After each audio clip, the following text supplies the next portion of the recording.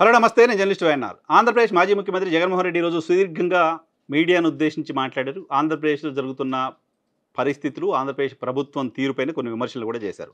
ఆయన ఈ ప్రెస్ కాన్ఫరెన్స్లోనే మాట్లాడుతూ చెప్పిన మాట ఏంటంటే, అసెంబ్లీకి ఎందుకు వెళ్ళట్లేదంటే, అసెంబ్లీకి వెళ్తే ఇప్పుడు మీతో మాట్లాడినట్టుగా ఈ విషయాలన్నీ కూడా నేను రాజకీయపరమైన విమర్శలు చేయట్లేదు. ప్రభుత్వం ఏం చేస్తుంది అనేది డీటెయిల్డ్‌గా నంబర్స్‌తో సహా కేంద్ర ప్రభుత్వం ఇచ్చిన గణాంకాల ప్రకారం మీ ముందుంచాను. ఇదంతా కూడా చెప్పి ప్రభుత్వాన్ని అడగడానికి, ప్రభుత్వాన్ని ప్రశ్నించడానికి అసెంబ్లీలో నాకు అవకాశం ఉండదు కదా! ఓ ఎమ్మెల్యేగా ఇచ్చే టైమే ఇస్తారు. ఆ టైంలో ఇవన్నీ అడగలేము. అడగడానికి వాళ్ళ అవకాశం కూడా ఇవ్వరు కాబట్టి మీడియా ద్వారా ఇవన్నీ కూడా ప్రభుత్వాన్ని నేను ప్రశ్నిస్తున్నాను. ప్రభుత్వం వీటికి సమాధానం చెప్పాలనుకుంటే సమాధానం చెప్పొచ్చు. అసెంబ్లీలో ప్రభుత్వాన్ని మేము అడిగే అవకాశమే ఉండదు. మా బాధ్యత, మా పాత్ర ప్రభుత్వాన్ని ప్రశ్నించడం, ప్రభుత్వం చేస్తున్న తప్పుల్ని ఎత్తి చూపడం, ప్రభుత్వం ఇలా చేస్తుందనే విషయాన్ని ప్రజల దృష్టికి తీసుకురావడం. అది సభలోనైనా, బయటైనా అదే చేసేవాళ్ళం. సభ లోపల అటువంటి మాట్లాడే అవకాశం లేదు కాబట్టి బయట నేను చేస్తున్నాను, బయట వీటిని అడుగుతున్నాను అంటూ కొన్ని ప్రశ్నలు ఆయన సంధించారు. అది విమర్శలా, లేకపోతే అది నిజమా కాదా అనేది ప్రభుత్వం సమాధానం చెప్పాలి. అసెంబ్లీలో రావట్లేదు అంటున్నారు. అది వైఎస్ఆర్ కాంగ్రెస్ పార్టీ, తెలుగుదేశం పార్టీ రాజకీయంగా చూసుకునే వ్యవహారం. బట్ ప్రభుత్వం పైన ఆన్ రికార్డ్ కొన్ని నంబర్స్తో మాజీ ముఖ్యమంత్రి ఆరోపణలు చేశారు. కొన్ని ప్రశ్నలు సంధించారు. వీటికి ప్రభుత్వం ఖచ్చితంగా ఆన్సర్ చెప్పాలి. ఆయన చెప్తున్న దాని ప్రకారం అప్పులకు సంబంధించిన అంశంపైన ఈ 9 నెలల్లో ప్రభుత్వం 80,000 కోట్ల రూపాయల అప్పులు, బడ్జెటరీ అప్పులు అంటే ఎఫ్ఆర్బిఎం పరిధిలో చేసే అప్పులు ఉంటాయి కదా, అవి బడ్జెటరీ అప్పులే 80,000 కోట్ల రూపాయలు ఈ 9 నెలల కాలంలో ప్రభుత్వం చేసింది అనేది జగన్మోహన్ రెడ్డి చెప్తున్నమాట. ఇది కాకుండా అమరావతి పేరు చెప్పి కొన్ని అప్పులు తెచ్చారు. అమరావతి పేరు చెప్పి తెచ్చిన 52,000 కోట్లు, దాంతోపాటు మరికొన్ని అప్పులు, మార్క్ఫైడ్, సివిల్ సప్లైస్ కార్పొరేషన్ల ద్వారా తీసుకొచ్చినప్పుడు ఇవి మొత్తం కలిపితే ఈ ప్రభుత్వం 9 నెలల కాలంలో చేసిన అప్పు 1,45,000 కోట్ల రూపాయలు. మాజీ ముఖ్యమంత్రి నేరుగా చెప్తున్న మాట, ఎక్కడి నుంచి ఎలా అప్పులు తీసుకున్నారు అనే విషయాలు కూడా చెప్తూ 1,45,000 కోట్ల రూపాయలు 9 నెలల్లో ఈ ప్రభుత్వం అప్పు చేసింది అనే విషయాన్ని చెప్తున్నారు. ఇది నిజమా కాదా? ప్రభుత్వం ఈ పర్టికులర్ ప్రశ్నకి ఆన్సర్ చెప్తే ప్రజలకు ఒక క్లారిటీ ఉంటుంది. జగన్మోహన్ రెడ్డి అంత విధ్వంసం చేసిపోయారు, ఇంకేదో చేశారనే విమర్శలు కాకుండా ఈ 80,000 కోట్ల రూపాయలు బడ్జెటరీ అప్పులు నిజమా కాదా? కార్పొరేషన్ అప్పులు, అమరావతి పేరుతో తీసుకొస్తున్న అప్పులు కలిపి 1,45,000 కోట్ల రూపాయల అప్పులు నిజమా కాదా? ప్రభుత్వం చెప్తే ప్రజలకు క్లారిటీ ఉంటుంది. దీన్ని కాకుండా ఇంకా వేరే ఇష్యూస్ మాట్లాడడం వల్ల పెద్దగా ప్రజలకు ఉపయోగం ఉండదు. ప్రభుత్వం పైన గతంలో అప్పుడు కూటమికి సంబంధించిన వాళ్ళు 14 లక్షల కోట్లు అన్నారు. ఇప్పుడు మీరు అధికారంలోకి వచ్చిన తర్వాత 14 లక్షల కోట్లు అనే నెంబర్కి మీరే జస్టిఫికేషన్ చేయలేకపోతున్నారు. అప్పుడు మీరు 14 లక్షల కోట్లే అంటూ ఏ మాట అయితే చెప్పారో అదే మాట ఏమైనా జగన్మోహన్ రెడ్డి చెప్తున్నారు. అది బహుశా మీరు క్లారిఫై చేయాల్సిన అవసరం ఉంటుంది. క్లారిఫై చేస్తారో లేదో, ప్రభుత్వం క్లారిఫై చేస్తుందో లేదో చూద్దాం. దాంతోపాటు పథకాలన్నీ వెళ్ళిపోయాయని చెప్తున్నారు ఆయన. పథకాలకు సంబంధించి పిల్లల చదువుల కోసం ఇచ్చిన అమ్మ ఒడి పోయింది, రైతు భరోసా పథకం పోయింది, వసతి దీవెన పథకం పోయింది, విద్యా దీవెన అరకొరగా చేస్తున్నారు, చేయూత లేదు, ఆసరా లేదు, సున్నా వడ్డీ లేదు, ఆరోగ్యశ్రీ పూర్తిగా పక్కన పెట్టేశారు, వాహన మిత్ర, నేతన నేస్తం, మత్స్యకార భరోసా, కాపు నేస్తం, ఈబీసీ నేస్తం, చేదోడు తోడు, లానేస్తాం, గతంలో ఈ పథకాలన్నీ పోయాయి. దాంతోపాటు పిల్లలకి ఇచ్చే ట్యాబ్ల పథకం కూడా తీసేశారు. 1,45,000 కోట్ల రూపాయలు అప్పులు చేసిన ఈ ప్రభుత్వం ఈ పథకాలన్నింటినీ ఎందుకు ఆపింది అనే ప్రశ్న వేస్తున్నారు. బహుశా దీనికి ప్రభుత్వం ఆన్సర్ చెప్పాల్సిన అవసరం ఉంది. దీంట్లో కొన్ని పథకాలు ఇప్పటివరకు ప్రభుత్వం అమలు చేయలేదనేది పబ్లిక్ డొమైన్లో మనకందరికీ కనపడుతున్న మాటే. రాబోయే రోజుల్లో అమలు చేస్తాం, వచ్చే విద్యా సంవత్సరం నుంచి అమలు చేస్తామంటూ అమ్మఒడి గురించి చెప్తున్నారు, రైతు భరోసా గురించి కూడా తొందరలో అమలు చేసే ప్రయత్నం చేస్తామంటూ ముఖ్యమంత్రి చెప్తున్నారు, విడతల వారీగా దాన్ని అమలు చేస్తామని చెప్తున్నారు, కిస్తీల వారీగా దాన్ని చెల్లించే ప్రయత్నం చేస్తామని చెప్తున్నారు. సో కొంత పార్షియల్గా నిజం ఉంది అనేది ప్రభుత్వం ఒప్పుకున్నట్టుగా కనపడుతుంది. బట్ ఇన్ని పథకాలు ఆగిపేస్తే, ఇన్ని పథకాలు పూర్తిగా పక్కన పెట్టేస్తే మరి 1,45,000 కోట్ల రూపాయలు ఏం చేశారనే ప్రశ్న కూడా ప్రభుత్వం ఆన్సర్ చేయాల్సిన అవసరం ఉంటుంది. అయితే 1,45,000 కోట్ల రూపాయల అప్పులు ఇంకా పూర్తిగా ల్యాండ్ అయినట్లేదు. కొంత అప్పు కేవలం మంజూరైంది, ఇంకా ప్రభుత్వం తీసుకోవాల్సిన అవసరం ఉంది. దాంతోపాటు ఉద్యోగాల అంశానికి సంబంధించి ఆయన ప్రశ్నిస్తున్నారు. ఉద్యోగాల అంశానికి సంబంధించి ఈ 9 నెలల కాలంలో ఒక్క ఉద్యోగం కూడా మీరు సృష్టించలేకపోయారు. ఉన్న ఉద్యోగాలను అనలేం కానీ 2,60,000 మంది వాలంటీర్లు, 18,000 మంది బెవరేజ్ కార్పొరేషన్కి సంబంధించిన ఉద్యోగాలు, fiber net, APMDC, field assistant, వైద్యారోగ్య శాఖ, ఆయా విభాగాల్లో వేల సంఖ్యలో ఉద్యోగాల్ని తీసేశారు. జగన్మోహన్ రెడ్డి వేస్తున్న ప్రశ్న, చేస్తున్న విమర్శ. గ్రామ వార్డు సచివాలయాల్లో పనిచేస్తున్న ఉద్యోగులను కూడా సచివాలయాల నుంచి తరలించి వేరే శాఖల్లో సర్దేస్తున్నారు.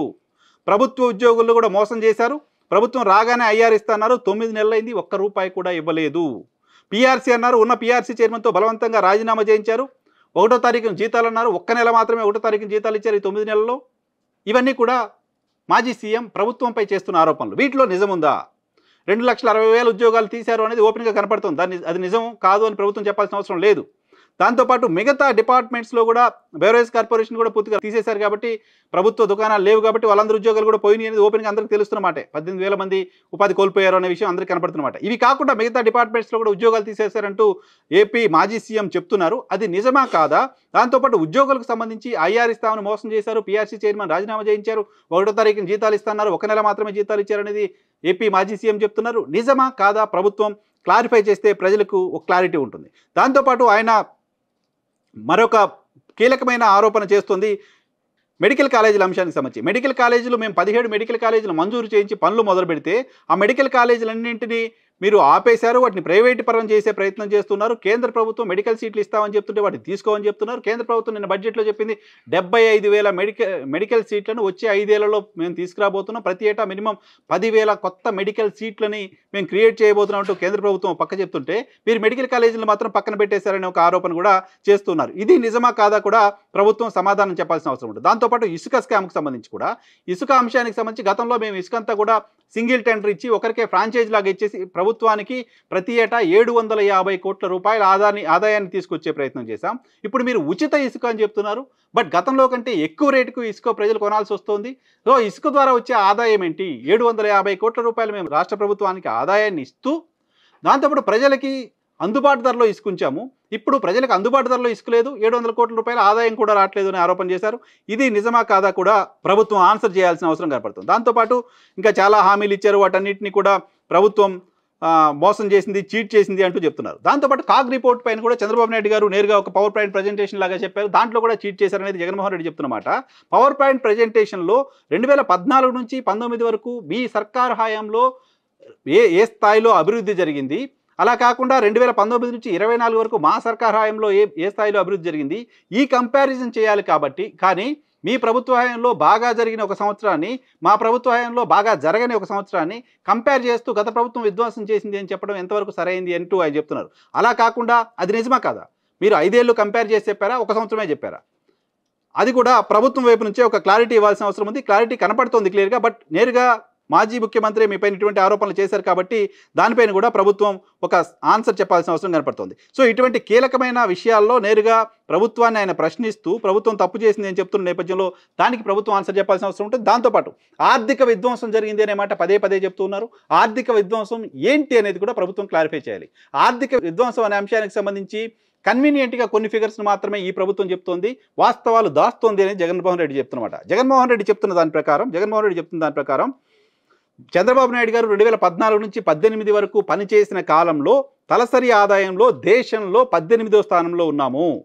దేశ జీడిపిలో ఏపీ వాటా 4.47%. పారిశ్రామిక వృద్ధి 11వ స్థానంలో ఉన్నాము.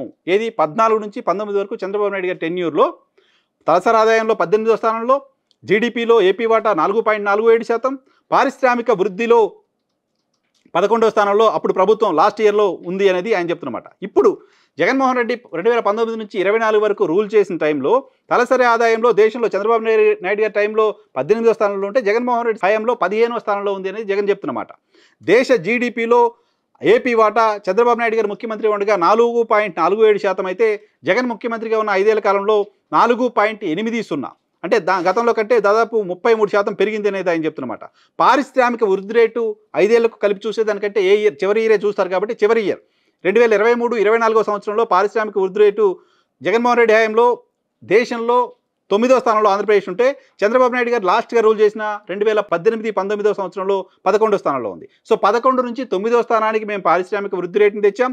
జీడిపిలో ఆంధ్రప్రదేశ్ వాటా 4.47 నుంచి 4.80 చేశాం. తలసరి ఆదాయంలో 18వ స్థానంలో ఉంటే దాన్ని 15వ స్థానానికి తీసుకొచ్చాం. 2 సంవత్సరాలు కరోనా ఉన్నప్పటికీ మేము ఇవన్నీ చేశాం, మీరు చేయలేకపోయారు అనేది జగన్మోహన్ రెడ్డి చెప్తున్నమాట. ఇవి అబద్ధాలా, ఇవి ఫ్యాక్ట్స్ కాదా అనేది కూడా ప్రభుత్వం నుంచి ఒక క్లారిటీ వస్తే, ప్రభుత్వం వీటికి ప్రాపర్గా ఆన్సర్ చెప్తే ప్రజలకు ఒక అంచనా ఉంటుంది ఏ ప్రభుత్వం ఎలా పనిచేసింది అనే దానిపైన. పైగా ఆయన చెప్తున్నమాట అసెంబ్లీకి ఎందుకు వెళ్ళలేకపోతున్నారు అంటే, అసెంబ్లీకి వెళ్తే కూడా ఇవి మాట్లాడినారు కాబట్టి బయట మాట్లాడుతున్నాను, ముందు వీటికి సమాధానం చెప్పండి, ఇవి నిజమో కాదో చెప్పండి, మీరు చెప్తున్నది అబద్ధాలు అనే దానికి సంబంధించి నేను చెప్తున్న ఈ లెక్కలన్నీ కేంద్ర ప్రభుత్వం ఇచ్చిన లెక్కలు, కాగ్ రిపోర్ట్ ప్రకారం చెప్తున్నాం. కాగ్ రిపోర్ట్లో మీ కన్వీనియంట్ నెంబర్స్ మాత్రమే మీరు చెప్పారు, ఇది మొత్తం కలిపితే వాస్తవాలు ఇవి అని జగన్మోహన్ రెడ్డి చెప్తున్నారు. ప్రభుత్వం వైపు నుంచి దీనికి ఏమైనా ఆన్సర్ వస్తుందా, ప్రభుత్వం ఈ ప్రశ్నలకు ఏమైనా జవాబు చెప్తుందా లేదా చూడాలి.